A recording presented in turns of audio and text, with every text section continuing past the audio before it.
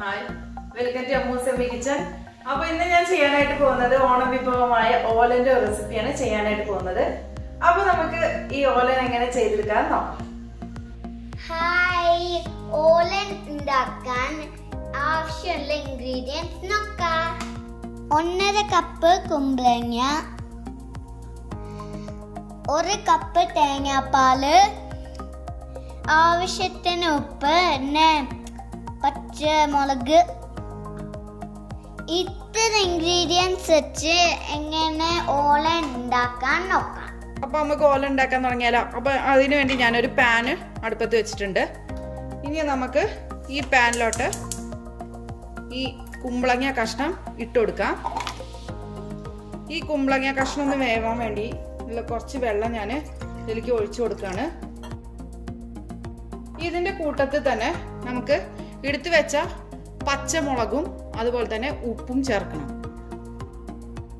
ഇനി നമുക്കൊരു മീഡിയം ഫ്ലെയിമിൽ ഇട്ടിട്ട് ഈ കുമ്പളങ്ങ ഒന്ന് നന്നായിട്ട് വേവിച്ചെടുക്കാം. ഇപ്പൊ നമ്മൾ കുമ്പളങ്ങ വേവാൻ വെച്ചിട്ട് ഒരു 10 മിനിറ്റായി. ഞാൻ ഇതൊന്ന് എടുത്തു നോക്കട്ടെ.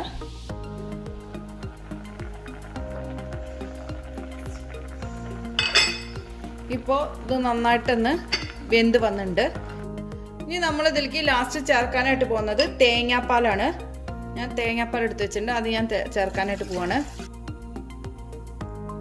ഈ തേങ്ങാപ്പാൽ നമുക്ക് ഒരു തള വരുമ്പോൾ നമുക്ക് ഓഫ് ചെയ്യാം. അപ്പോൾ ഞാൻ അത് വെച്ചിട്ട് ഒരു 5 മിനിറ്റായി. നമുക്ക് നോക്കാം റെഡി ആയോന്ന്. ഇപ്പോൾ റെഡിയായി വന്നിട്ടുണ്ട്. ഞാൻ അത് ഓഫ് ചെയ്ത് കൊടുത്തു. നിങ്ങൾക്ക് വേണമെങ്കിൽ ഈ കുമ്പളങ്ങ നല്ലതായിട്ട് ഉടച്ച് കൊടുത്തിട്ട് വേണമെങ്കിൽ എടുക്കാം കേട്ടോ. വെളിച്ചെണ്ണ ചേർക്കാം.